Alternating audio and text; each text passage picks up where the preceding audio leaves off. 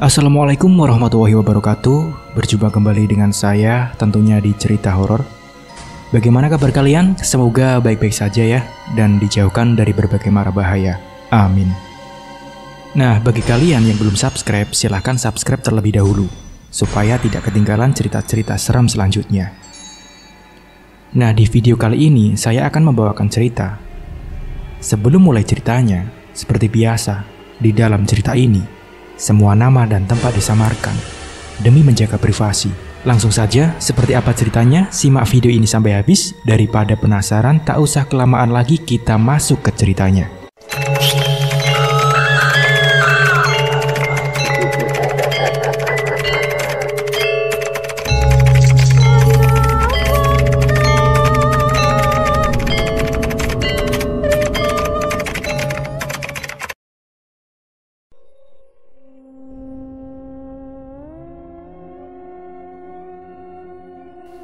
Mbah Buyut, beliau yang sudah bertahun-tahun sakit dan tidak bisa terbangun dari ranjangnya, tiba-tiba berdiri di hadapanku dengan tatapan yang mengerikan.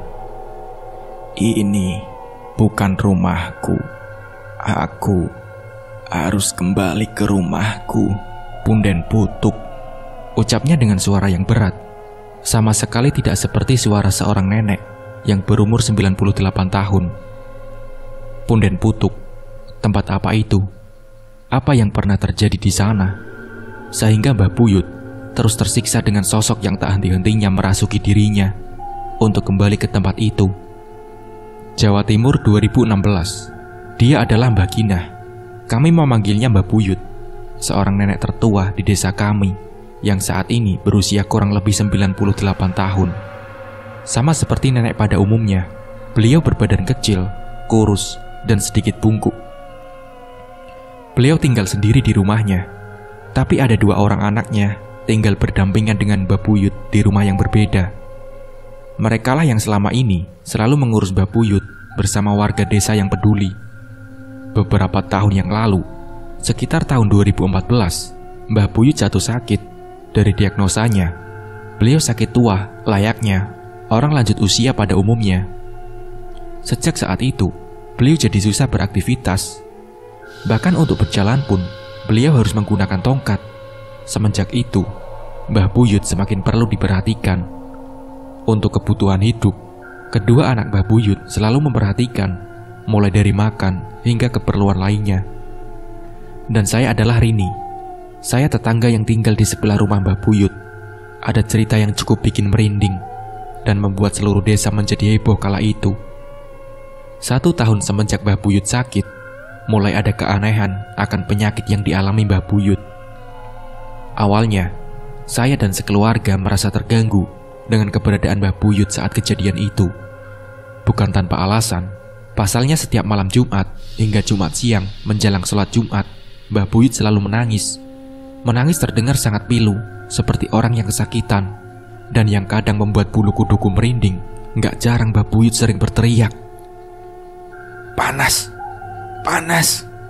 Tolong aku jangan dipasung di sini. Badanku terbakar. Tolong aku. Tolong saya ditali di atas bilik bambu," teriak Mbah Buyut. Hampir setiap malam Jumat, beliau pasti kumat dan berteriak mengatakan hal itu. Namun ternyata, semakin lama teriakan itu tidak hanya terjadi setiap malam Jumat. Semakin lama, setiap malam, Mbah Buyut menangis sambil berteriak seperti itu. Kebetulan kamar saya dekat dengan rumah Mbah Buyut, jadi saya selalu mendengar teriakan Mbah Buyut setiap kali dia kambuh.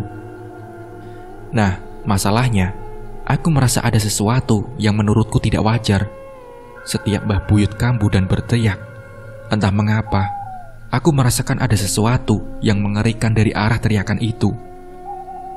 Saya tidak pernah bisa tidur sendiri saat itu, hingga saya memilih untuk tidur bareng bapak, ibu, dan adik. Kami sekeluarga memiliki kebiasaan, kalau setiap ba'da maghrib sepulang sholat, kami selalu main ke rumah Mbah Buyut. Biasanya kami jenguk beliau sekaligus menemani Mbah Buyut dan anak cucunya juga. Ada lagi kebiasaan Mbah Buyut yang menurutku tidak biasa. Beliau kalau tidur bisa 3-4 hari tidak terbangun, Dan ketika sudah terbangun, beliau bisa 3-4 hari juga tidak tidur. Beliau benar-benar terjaga. Buatku itu adalah suatu kebiasaan yang menurutku sangat tidak masuk akal. Nah, saat Mbah Buyut terbangun itulah Mbah Buyut sering kambuh, menangis, dan teriak-teriak seperti yang saya ceritakan tadi. Hal itu terjadi selama bertahun-tahun tanpa adanya perubahan. Bahkan anak dan menantunya harus bergantian untuk berjaga dan rela meninggalkan pekerjaannya demi menjaga Mbah Buyut. Saat ini, sudah bertahun-tahun Mbah Buyut ada dalam kondisi itu. Semakin lama, fisik Mbah Buyut juga semakin lemah. Bahkan untuk makan pun, Mbah Buyut harus disuapi dan benar-benar tidak bisa apa-apa. Tapi tetap saja, Mbah Buyut masih sering kambuh berteriak-teriak, terutama setiap malam Jumat. Suatu ketika di malam Jumat, bapak-bapak di lingkungan saya sedang mengadakan kegiatan yasinan di masjid. Sebenarnya itu adalah kegiatan rutin, dan waktu itu, bapak saya dan anak laki-laki yang lain juga ikut yasinan. Alhasil, yang menunggu di rumah Mbah Buyut itu hanya kami para wanita. Saya, adikku Yati, ibu, Mbah Uti, bersama anak dan menantu Mbah Buyut. Sambil menunggu, kami menonton televisi bersama yang lain. Tapi tiba-tiba, Yati berbicara dengan nada yang bergetar. "Mbak, ibu, itu Mbah Buyut?" tanya Yati. "Iya, Ti, Mbah Buyut di kamar," balas ibu masih fokus dengan film yang ia tonton. Tidak seperti ibu, aku penasaran dengan perkataan Yati. Mbah Buyut sudah sembuh? Kok bisa berdiri sendiri?" tanya Yati. Seketika aku menoleh ke arah yang dituju Yati. Benar ucapannya, apa yang kulihat benar-benar tidak masuk akal. Mbah Buyut tiba-tiba duduk sendiri dan berdiri. Seketika, kami semua kaget dan takut. Jelas saja, selama ini Mbah Buyut sudah bertahun-tahun tidak bisa berdiri dan hanya terbaring di kasur. Sedangkan kali ini, beliau bisa berdiri seperti orang sehat. Satu lagi, Mbah Buyut berbicara dengan kata-kata yang aneh. "Aku mau pulang. Ini bukan rumahku." Kami semua merinding. Tidak ada yang berani mendekati Mbah selain ibu. Jangan ngawur. Mau pulang kemana? Ini loh, rumah Mbah sendiri," tutur ibu. "Ini bukan rumahku." Mbah Buyut masih tetap dengan ucapannya. "Rumahku di tempat yang jauh, di Punden Putuk sana. Ini bukan rumahku," kata Mbah Buyut lagi. Selama ini, ibu memang termasuk seseorang yang peka dengan hal yang berhubungan dengan gaib. Ia pun memegang tangan Mbah Buyut sembari menatap tajam matanya. Entah apa yang terjadi, tiba-tiba Mbah Buyut berteriak dengan suara yang berbeda. Suaranya terdengar berat seperti suara laki-laki. Terlihat amarah di wajah Mbah Buyut. "Kamu, anak kemarin sore, jangan berani-berani melototin saya," ancam Mbah Buyut dengan suara yang mengerikan. Saat itu, ibu segera meminta tolong kepada menantunya yang bernama Mbah Nimas untuk memegangi tangannya. Aku ikut memegangi kakinya. Di sebelah kami semua ada Mbah Uti yang berdoa sebisa beliau dengan harapan bisa menenangkan Mbah Buyut. Entah apa yang dipikirkan oleh Mbah Nimas, tiba-tiba dia berlari ke belakang dan mengambil air comberan.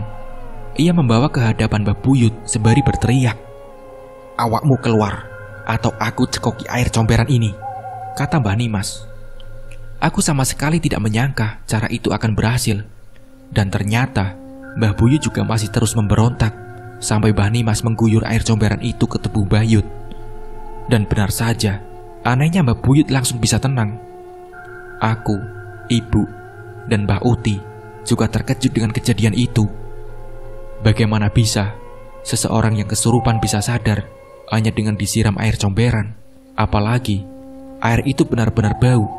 Tapi kata Mbah Nimas, kalau Mbah Buyut kumat, satu-satunya cara yang bisa dilakukan adalah hal itu, menyiramkan dengan air comberan. Suatu saat di malam Jumat yang lain, kami mampir lagi ke rumah Mbah Buyut. Saat itu kebetulan saya tidak bisa ikut ke rumah Mbah Buyut karena sedang dikejar deadline hingga terpaksa di rumah sendirian. Dari dalam rumah, saya mendengar suara Mbah Buyut kambuh lagi. Dia menangis sambil berteriak seperti biasa. Sebenarnya saya sudah terbiasa dengan hal itu dan tidak terlalu menggubrisnya. Sampai akhirnya, ibu memanggil saya dengan berteriak dari rumah Mbah Buyut. "Dok, tolong jemput Mbah Fahri," teriak ibu. Mbah Fahri adalah anak Mbah Buyut. Pada jam itu, Mbah Fahri sedang yasinan. Katanya mereka yang di rumah Mbah Buyut sudah kewalahan. Didoakan hingga cara terakhir disiram air comberan pun tidak mempan. Dengan segera, aku berlari menghampiri Mbah Fahri yang masih mengaji. Aku menceritakan kejadian di rumah Mbah Buyut, hingga akhirnya Mbah Fahri mengajak salah seorang sesepuh desa dan Pak Kiai untuk ikut serta. Benar saja, begitu sampai di rumah, kami melihat keadaan rumah Mbah Buyut sudah berantakan, barang-barang berserakan di mana-mana. Terlihat ibu dan Mbah Nimas tengah menghalangi pintu keluar untuk menghalangi Mbah Buyut yang masih marah dan memaksa untuk pulang. Saat itu, Yati dan Mbah Uti sudah disuruh pulang karena keadaan sudah benar-benar berbahaya. Seketika saat melihat keadaan itu, Mbah Fahri, sesepuh desa, dan Pak Kiai masuk ke rumah dan segera menahan Mbah Buyut. "Siapa kamu? Mau apa?" tanya Pak Kiai yang telah sempat membacakan doa sebelumnya. Jawaban Mbah Buyut tetap sama. Ia menatap Pak Kiai dan berkata dengan suara yang berat, "Aku mau pulang ke Punden Putuk. Ini bukan rumahku," ucap Mbah Buyut seperti itu. Dengan berbagai cara, mereka mencoba menahan Mbah Buyut, bahkan hingga dipasung. Namun mereka masih saja kalah tenaga dan bahkan terpental hingga ke belakang. Memang sulit untuk dipercaya, tapi saat itu aku melihatnya dengan mata kepalaku sendiri dan masih ada saksi yang lain juga. "Mbah Fahri, tunggu di luar dan ikuti aba-aba saya." Tiba-tiba, Pak Kiai memerintah Mbah Fahri seolah memiliki sesuatu rencana. Pak Kiai pun membacakan sebuah doa dan melepaskan pasungan di kaki Mbah Yut. Seperti dugaan semua orang yang ada di sana, Mbah Buyut segera berlari menuju keluar rumah. "Mbah Fahri, sekarang," Pak Kiai memberi aba-aba kepada Mbah Fahri untuk menangkap Mbah Buyut. Tepat saat Mbah Buyut keluar dari pintu rumah dan tertangkap oleh Mbah Fahri, tiba-tiba Mbah Buyut kembali tenang dan tidak berdaya seperti sebelumnya. Kejadian malam itu benar-benar membekas di kepalaku. Sebuah kejadian yang sangat tidak masuk akal itu dan membuatku semakin merasa penasaran dengan apa yang terjadi dengan Mbah Buyut. Sayangnya, kejadian itu bukanlah akhir dari masalah yang dialami Mbah Buyut. Keadaan Mbah Buyut semakin mengenaskan. Ia semakin sering kambuh dan kesurupan. Bahkan saat tidur pun, kaki Mbah Buyut harus diikat kaki Mbah Fahri dan Mbah Nimas. Pasalnya, sempat kejadian pada saat Mbah Buyut tidur, ia kembali kambuh dan mencoba untuk melarikan diri lagi. Anggota keluarga yang semakin khawatir pun mencoba mencari pertolongan dari berbagai pihak, mulai dari pertolongan medis, orang pintar, kiai dari berbagai kota, bahkan luar daerah. Sayangnya, masih tidak ada solusi dari mereka. Ada yang bilang Mbah Buyut ketempelan leluhur beliau. Ada pula yang bilang Mbah Buyut ketempelan anak beliau yang sempat keguguran dulu. Bahkan ada yang bilang Mbah Buyut harus melakukan sesuatu syarat untuk diselesaikan. Entah saya tidak mengerti dengan itu semua. Ada lagi yang lebih nyeleneh. Ada seorang yang menurutku lebih pantas disebut dukun. Anak Mbah Buyut yang di luar kota mencarikan dukun ini. Menurut dukun itu, rumah Mbah Buyut dikirim sesuatu seperti santet. Dukun itu melakukan ritual di rumah Mbah Buyut. Ia juga membawa sebuah telur, ditempelkan ke tubuh Mbah Buyut sambil membaca mantra. Telur itu dipecahkan dan ada jarum karatan di dalamnya. Mbah Buyut ini disantet di bagian perutnya. Saat kambuh, perutnya akan membesar, ucap dukun itu. Saat itu kami semua yang menyaksikan hanya mengiyakan saja. Padahal kami tahu dengan jelas bahwa yang dukun itu katakan tidak terjadi. Saya juga tidak tahu itu jarum dari mana. Bahkan beberapa dari kami ada yang menertawakan dukun itu. Dukun itu juga menanam banyak sesajen di rumah Mbah Buyut. Dan sialnya, entah mengapa, intensitas kambuhnya Mbah Buyut jadi semakin sering. Nah, rumah kami terletak di daerah pegunungan. Di depan daerah rumah kami adalah sawah dengan model teras siring yang berundak-undak. Selisih tinggi antar petak itu lumayan tinggi, paling rendah 1 meter, dan yang paling dalam bisa hingga 4 meter. Semakin ke bawah akan semakin curam, dan sawah di depan kami ada sampai 4 undukan. Sekat antara sawah satu dan lainnya dibatasi dengan sungai kecil. Ada jembatan bambu yang dibuat di sana, tapi untuk melewatinya juga cukup sulit. Untuk melewati jembatan itu harus benar-benar menjaga keseimbangan. Kalau sampai jatuh, hampir dapat dipastikan bisa kesleo atau bahkan patah tulang. Setelah sungai kecil ada kebun tebu seluas 3 hektar yang bentuknya seperti lembah. "Duk, di luar hujan?" tanya ibu. Iya bu, udah dari jam 11 siang tadi," balasku. Saat itu hari sudah mulai malam. Memang kalau dari dalam tidak terasa kalau di luar sedang hujan. "Bapak nggak yasinan?" tanya ibu kepada bapak yang masih tenang di rumah padahal hari ini malam Jumat. Enggak bu, lagi libur, nggak ada yang datang," balas bapak. "Oh alah, kita mampir ke rumah Mbah Buyut nggak?" tanya ibu. Kami semua saling menatap, saling menunjukkan rasa malas sambil menonton televisi. Kami pun sepakat untuk tidak menemani Mbah Buyut. Saat hari semakin larut, tiba-tiba bapak menyeletuk. Tumben ya, Mbah Buyut malam Jumat begini tenang-tenang saja. Biasanya jam segini sudah mulai kambuh," kata bapak. Iya pak, mungkin lumayan bisa tenang," balasku sembari masih menikmati menonton televisi bersama yang lain. Aku ingat sekali, hari itu Kamis Legi. Awalnya kami serumah senang karena tidak mendengar suara berisik seperti biasanya. Dan saat kami intip keluar, kondisi di rumah Mbah Buyut juga adem ayem. Tapi ketenangan itu rupanya hanya berlangsung sebentar. Tepat pukul 9, kami semua selesai menonton televisi dan masuk ke kamar masing-masing. Kami sudah yakin akan bisa tidur dengan nyenyak. Apalagi kamarku yang paling berdekatan dengan rumah Mbah Buyut. Tapi ternyata tidak.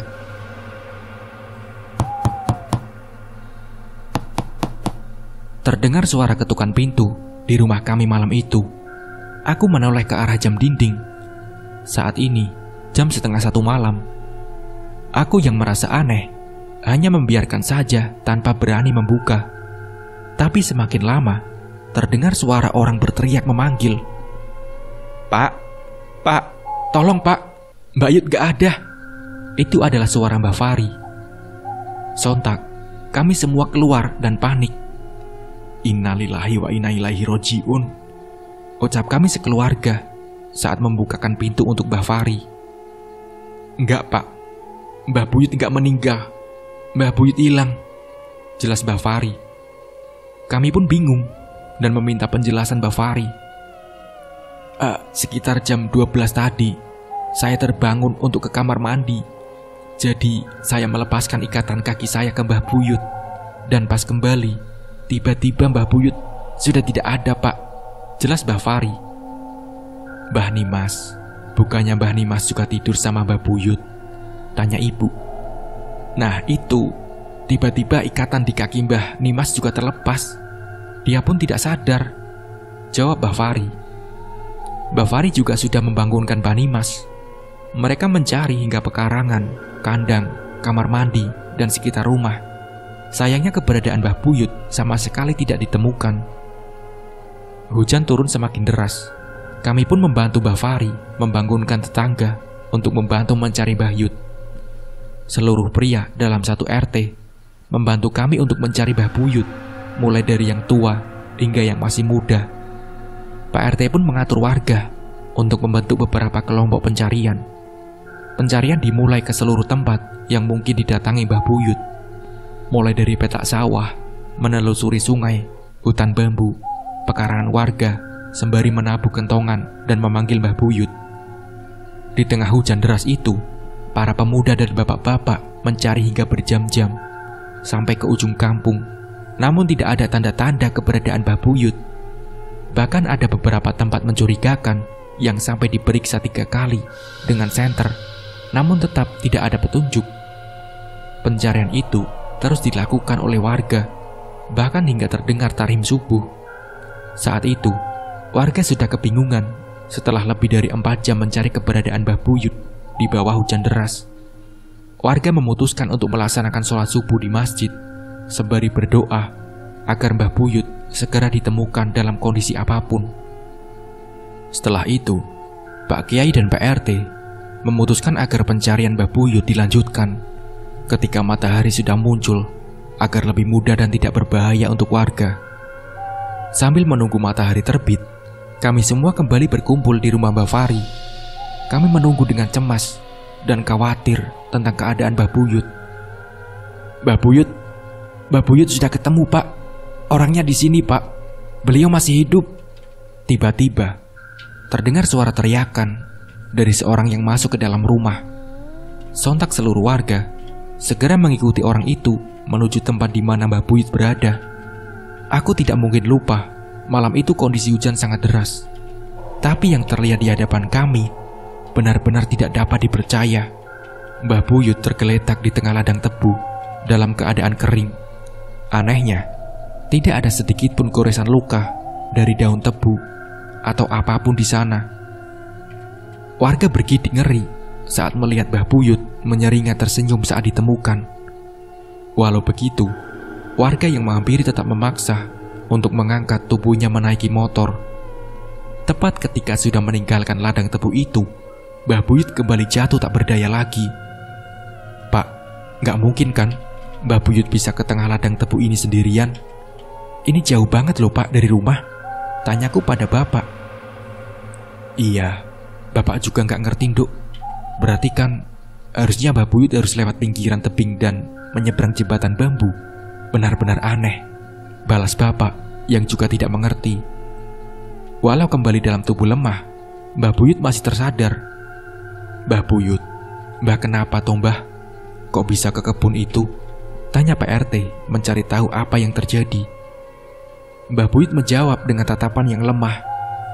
Aku semalam diajak bapak naik becak, nonton ludruk, jawab Mbah Buyut. Bapak yang dimaksud Mbah Buyut itu adalah almarhum suaminya yang sudah lama meninggal. Jelas seluruh warga terheran-heran mendengar jawaban Mbah Buyut yang seperti itu. Namun karena sudah memastikan Mbah Buyut sudah tenang, kami dan seluruh warga pun memutuskan untuk pulang ke rumah masing-masing. Kejadian hilangnya Mbah Buyut saat itu benar-benar membuat satu desa bingung. Apalagi semenjak kejadian itu, kesehatan Mbah Buyut semakin menurun hingga tidak bisa berbuat apa-apa selain terbaring di ranjang. Setelah kejadian itu, mulai terdengar cerita-cerita aneh. Ada beberapa bapak-bapak yang bertugas untuk ronda. Saat mereka melewati rumah Mbah Buyut, mereka melihat sosok kakek-kakek duduk di teras rumah Mbah Buyut, terdiam tanpa melakukan apapun. Saat selesai berkeliling dan ingin menyapa kakek itu, anehnya, kakek itu sudah menghilang tanpa jejak. Hal ini terjadi beberapa kali dan disaksikan oleh beberapa orang yang melakukan ronda. Mengetahui kejadian itu, aku pun mencoba mencari tahu sebenarnya ada apa dengan Mbah Buyut, sampai ada banyak kejadian aneh tentangnya. Ada ritual pesugihan yang pernah dilakukan Mbah Buyut bersama almarhum suaminya. Mbak Uti mencoba menceritakan apa yang ia tahu padaku. Punden Putuk itu adalah tempat sakral yang berada tidak jauh dari desa kita, tambah Mbak Uti. Itu tempat apa Mbak Uti? Memangnya Mbah Buyut ngapain di sana? Tanyaku penasaran. Mbah Buyut menghela nafas, seolah berusaha mengingat apa yang terjadi di masa lalu. Dulu, Mbah Buyut itu orang gak punya. Beliau bersama almarhum suaminya akhirnya memutuskan untuk melakukan ritual pesugihan di Punden Putuk. Aku memperhatikan ceritanya benar-benar. Rasa penasaranku sangat tidak terbendung lagi. Dulu Rumah Mbah Buyut ini dia serba hijau, mulai dari gorden, taplak meja, kelambu, spray, dan semua ornamen rumahnya berwarna hijau, jawab Mbah Buyut. Yang mengerikan lagi, saat beberapa anak dan cucunya yang ada di dalam kandungan meninggal, beberapa orang yang mengerti mengatakan bahwa mereka dijadikan tumbal oleh Mbah Buyut dan almarhum suaminya. Cerita Mbak Uti saat itu benar-benar membuatku merinding. Demi kekayaan, Mbah Buyut sampai tega mengorbankan janinnya dan janin cucunya yang belum lahir. Kalau Mbak Uti ingat dulu, almarhum suami Mbah Buyut juga kesulitan meninggal saat sakratul maut. Siksaannya begitu berat. Lanjut Mbah Uti dengan wajah yang memelas mengingat kejadian itu. Saat itu, sesepuh desa meminta disembelihkan kambing yang berwarna putih hitam. Kambing itu disembelih di punden putuk hingga Mbah Yut dan almarhum suaminya melakukan pemujaan. Sesepuh desa menceritakan saat ia menyembelih kambing itu di sana, ia dibantu oleh banyak sosok. Konon kabarnya, sosok-sosok itu adalah para tumbal yang rohnya disandra di sana. Aku hampir tidak percaya dengan cerita Mbah Uti. Namun apa yang terjadi tentang Mbah Buyut membuat semua cerita Mbah Uti menjadi masuk akal. Di tahun 2018, saya dipindah tugaskan di luar kota hingga lama tidak mendengar kabar tentang Mbah Buyut. Saat itu, aku teringat saat kecil, saat Mbah Buyut masih menempati rumah joglo yang memiliki 3 kamar berjajar. Aku selalu ingat bahwa kami dan orang lain dilarang untuk memasuki kamar tengah di rumah itu. Pernah sesekali kamar itu terbuka dan beberapa kami sempat melihat apa yang ada di dalam. Sepasang keris tersimpan di sana bersama sesajen pisang raja serta bunga-bunga. Tak hanya itu, setiap malam Jumat biasanya Mbah Buyut dan almarhum suaminya menyiapkan kopi pahit, sirih buat nginang, dan rokok yang bungkusnya kulit jagung. Pernah sesekali aku iseng masuk ke dalam kamar Mbah Buyut. Mbah Buyut marah besar kepadaku. Terkadang aku penasaran dengan keadaan Mbah Buyut dan menanyakan kepada orang rumah. Baru akhirnya di akhir Desember 2018, saya diceritakan bahwa Mbah Buyut sudah berpulang setelah dilakukan ritual yang sama seperti almarhum suaminya. Ritual penyembelihan kambing kendit itu lagi di sebuah tempat sakral. Sebuah tempat di mana semua tragedi yang dialami Mbah Buyut bermula. Sebuah tempat di mana mereka berdua melakukan pemujaan. Sebuah tempat yang disebut dengan nama punden putuk. Nah, seperti itulah ceritanya. Mungkin dari cerita ini kita bisa mengambil hikmah dan pembelajarannya. Mungkin cukup sekian dari saya. Wassalamualaikum warahmatullahi wabarakatuh.